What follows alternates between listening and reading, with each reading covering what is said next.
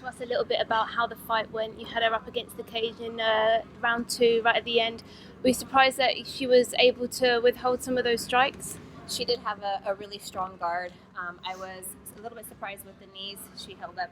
I didn't want to give her too much space because she has, a really short reach and those hooks could come around really quickly. So she was throwing some uppers. So I kind of tried to smother her and keep her smothered and overwhelm her.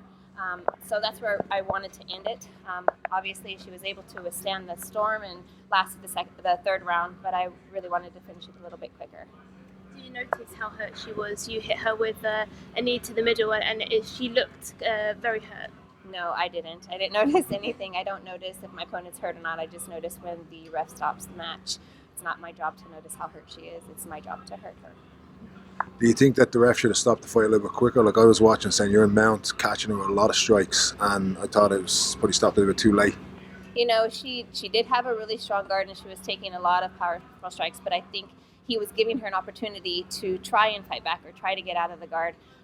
So I think he stopped it at about the right time.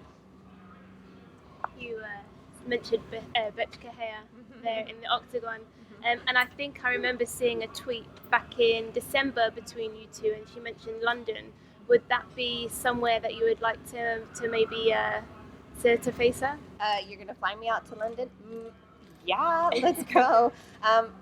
Wherever she wants to fight. I do remember back last year in February we had mentioned it, but she said she wouldn't be ready till March, and she ended up fighting someone else. So this has been going on for some time. It's kind of just me patronizing her a little bit to draw her out. Would you be ready? Obviously, we have. I'm always ready. Yeah. I'm always ready. I'm always ready. I take maybe 3-4 days max off, and that's not really off. I'll probably go running in the morning, but that's it. I will always be ready. And how have you found your time here in Belfast? Well, I got here a little late. My first flight was delayed, which made me miss the next flight. So I got here a day late, which was it was a little bit in my head. My coaches kind of talked me out of it, but it was 1 day short of getting acclimated to the time here. I found myself taking naps. I felt like an old person taking naps all the time. So I just kind of had to get acclimated really quickly, but I've had a great time here in Ireland. It's freaking cold out here. Why didn't somebody tell me that I would need a parka and some gloves and apple bottom jeans? Okay. Okay. Did travel affect your weight cut in any way? Was that what you were sweating about leading up to the fight? I don't think I was sweating about the travel. I think it was more so the day less that I had to get acclimated to the time change, and then had to hurry up and get everything ready. I literally spent about 40 hours traveling total. We timed it. We're weird that way. After such a big win, obviously you've probably never been to Belfast before. Would you take time out to travel around a little bit and see the sights, or?